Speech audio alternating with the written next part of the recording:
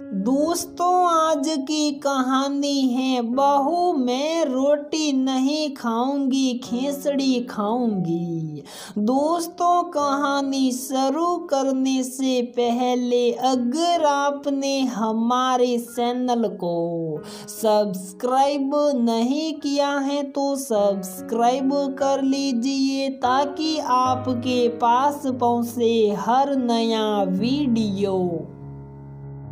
अरे बहू, क्यों जबरदस्ती इसे रोटी खिला रही है? रहने दे। जब इसे खिचड़ी पसंद है तो खिचड़ी ही खिला। वैसे भी मेरा पोता मुझ पर ही गया है, मुझे भी खिचड़ी पसंद है और मेरे पोते को भी। क्यों राहुल? कह उन्होंने 1.5 साल के राहुल को अपनी बहू की गोद से ले अपने कंधे पर बिठा लिया। पापा जी, आपके लाड प्यार से ये बहुत शरारती होता जा रहा है और अब तो 1.5 साल का हो चुका है। रोटी खाना कब सीखेगा? अरे सीख लेगा बहू, सारी उम्र रोटी ही खानी है इसे। अब तो इसे रुला मत। इसके लिए खिचड़ी लेकर आ, मैं इसे अपने हाथों से खिलाऊंगा अपने पोते को। ना दे बहू, वरना तुझे जीने ना देंगे। ये भाई इनका ही पोता है, हमारा तो कुछ है नहीं, हमें तो इसकी परवाह ही नहीं। रमेश जी की पत्नी बड़बड़ाते हुए बोली, चल राहुल, अंदर चल कर बैठते हैं, नहीं तो तेरी दादी यूं ही बड़बड़ करती रहेगी। रमेश जी अपने पोते को लेकर अपने कमरे में चले गए और वहीं उसे खाना खिलाकर अपने साथ सुला लिया। रात अचानक राहुल के रोने से रमेश जी की पत्नी की आंख खुली। उन्होंने राहुल को गोद में लिया, वह दूध मांग रहा था। रमेश जी की पत्नी उसे गोद में ले चुप कराते हुए फिर बड़बड़ाई, बस लाड लड़ाने आते हैं। लगता है रात को अच्छे से इसका पेट नहीं भरा, तभी बीच में उठ गया। उन्होंने रमेश जी को हिलाते हुए कहा, सुनो जी, आप ही अब इसके लिए दूध बना कर लाओ, मुझसे तो उठा ना जाएगा।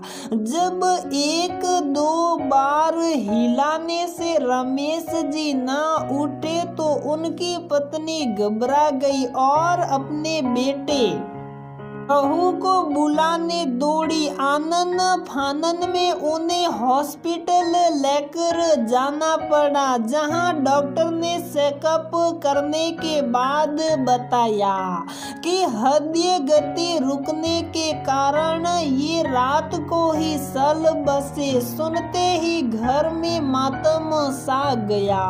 सभी रिश्तेदारों को खबर करवा दी गई थी। दूर दूर से रिश्तेदारों के आने में दोपहर हो गई। रमेश जी की पत्नी अपने पति की असामयिक मृत्यु से सदमे में थी और कई बार बेहोश हो चुकी थी। उनकी पुत्र वधू किसी तरह उन्हें संभाल रही थी और नन्हा राहुल, उसे तो कुछ समझ ही नहीं आ रहा था। कभी अपनी दादी के आंसू पोंछता, कभी उनकी गोद में बैठता और फिर खुद भी रोने लग जाता। हर थोड़ी देर बाद वह अपनी माँ से अपने लिए दूध व खाना मांगने लगता, लेकिन रमा आने जाने वालों को पानी देने व बैठाने के इंतजाम करने में इतनी व्यस्त थी कि वह सहकर भी कुछ नहीं कर पा रही थी। यहाँ संस्कार से आने के बाद बड़े बुजुर्ग व अन्य पारिवारिक सदस्य रमेश जी की आत्मा की शांति के लिए 13वीं के शांति भोज में क्या क्या बनेगा इस बात पर चर्चा करने बैठ गए। रमा की बुआ सास ने उसे घर की धुलाई के लिए बोल दिया। रमा ने जल्दी से सारी काम निपटा अपने बेटे के लिए खिचड़ी बना दी। वह जैसे ही उसे खिलाने के लिए खिचड़ी थाली में डालने लगी तभी बुआ सास रसोई में आ गई और खिचड़ी देखते ही गुस्से से बोली, ये क्या अनर्थ कर दिया बहू तूने। तुझे इतना भी नहीं पता कि घर में 2 दिन तक चूल्हा नहीं जलता। रमा घबरा गई और बोली, माफ करना बुआ जी, मुझे नहीं पता था। राहुल सुबह से भूखा था और वो दोपहर में खिचड़ी ही खाता है, इसलिए मैंने बना दी। खिचड़ी क्यों पकवान बना देती, कुछ देर और रुक जाती। पड़ोसी ला रहे थे ना खाना बनाकर, पर तुम्हें तो अपनी मनमानी करनी है। अब खड़ी खड़ी मुंह क्या देख रही है। अपने ससुर की आत्मा की शांति चाहती है तो जा फेंक दे इस खिचड़ी को। रमा जैसे ही खिचड़ी को फेंकने लगी तभी उसकी सास वहां आ गई और बोली, रुक जा बहू, खिचड़ी फेंकने की कोई जरूरत नहीं, जा इसे राहुल को खिला दे। ये क्या कह रही हो भाभी, ये तो नादान। तुम्हें तो सब रीति रिवाजों का पता है ना, सब पता है मुझे इन आडंबरों का। वहाँ तेरे भैया की सीता की राख ठंडी भी नहीं हुई और यहाँ बैठ सब उनकी 13वीं पर बनने वाले पकवानों की लिस्ट बनाने बैठ गए हैं। देखो तो जरा बाहर, अभी तक सब घड़ियाली आंसू बहा रही थे और अब हंसी ठिठोली में मगन है। ये सब तो समझदार है ना, जानती हूँ तुझे भी अपने भैया के असमझ जाने का बहुत दुख है, लेकिन इसमें इस ना समझ का क्या दोष। इन रीति रिवाज के नाम पर इस नन्ही सी जान को भूखा रखना शोभा देता है क्या।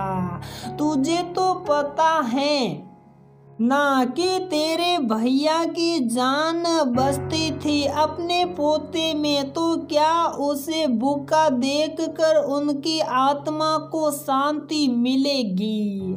कह रमा की सास रोने लगी। सही कह रही हो भाभी, भैया की आत्मा को शांति उन पकवानों से नहीं, अपने पोते को ये खिचड़ी खाते देख कर मिलेगी।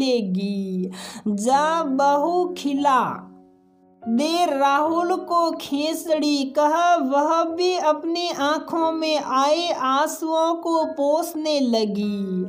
नन्हे राहुल को शांति से खिचड़ी खाता देख रमा की सास व बुआ सास दोनों को ऐसा लगा मानो रमेश जी खुद अपने हाथों से खिचड़ी खिलाते हुए मुस्कुरा रहे हो। रमेश जी की आत्मा के साथ साथ सभी को एक आत्मिक संतुष्टि महसूस हो रही थी।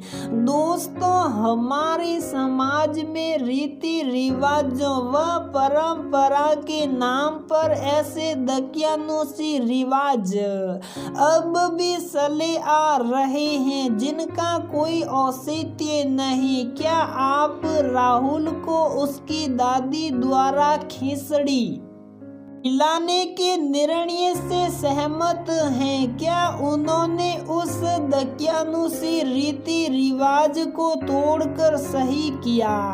अगर हाँ तो कमेंट करके जरूर बताइए। तो दोस्तों, हमारी ये कहानी यहीं पर समाप्त होती है। अगर आपको हमारी ये कहानी पसंद आती है तो प्लीज वीडियो को लाइक करें, शेयर करें और हमारे चैनल को सब्सक्राइब जरूर करें।